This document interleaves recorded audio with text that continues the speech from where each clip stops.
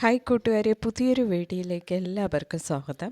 ഇന്നത്തെ വീഡിയോ നമ്മൾ ഡിസ്കസ് ചെയ്യാൻ പോകുന്ന ടോപ്പിക് BSNL സിം യൂസ് ചെയ്യുന്നവരുടെ മെയിൻ പ്രോബ്ലം അവർക്ക് കറക്റ്റായിട്ടുള്ള നെറ്റ്വർക്ക് കിട്ടാത്തതാണ്.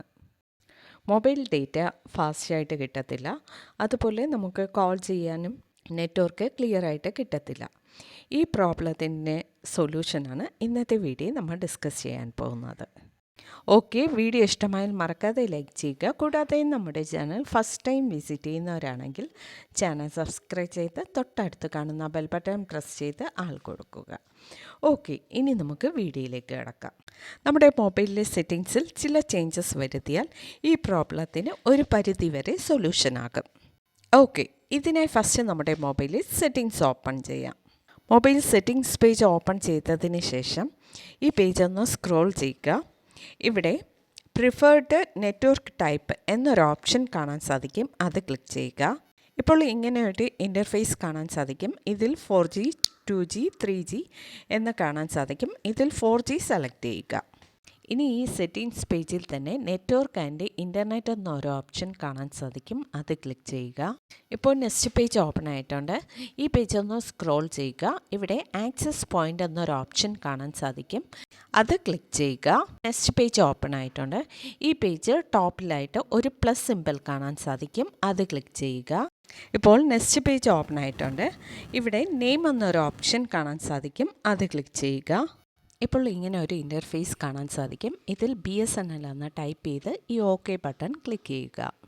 നെക്സ്റ്റ് APN എന്നൊരു ഓപ്ഷൻ കാണാൻ സാധിക്കും, അത് ക്ലിക്ക് ചെയ്യുക. നെക്സ്റ്റ് ഇവിടെ ഇൻ്റർനെറ്റ് ഫാസ്റ്റ് എന്ന് ടൈപ്പ് ചെയ്ത് ഈ OK ഓപ്ഷൻ ക്ലിക്ക് ചെയ്യുക.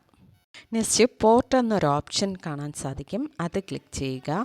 ഈ ഓപ്ഷൻ ക്ലിക്ക് ചെയ്തതിന് ശേഷം ഇവിടെ 8080 എന്ന് ടൈപ്പ് ചെയ്ത് താഴെ കാണുന്ന OK ഓപ്ഷൻ ക്ലിക്ക് ചെയ്യുക.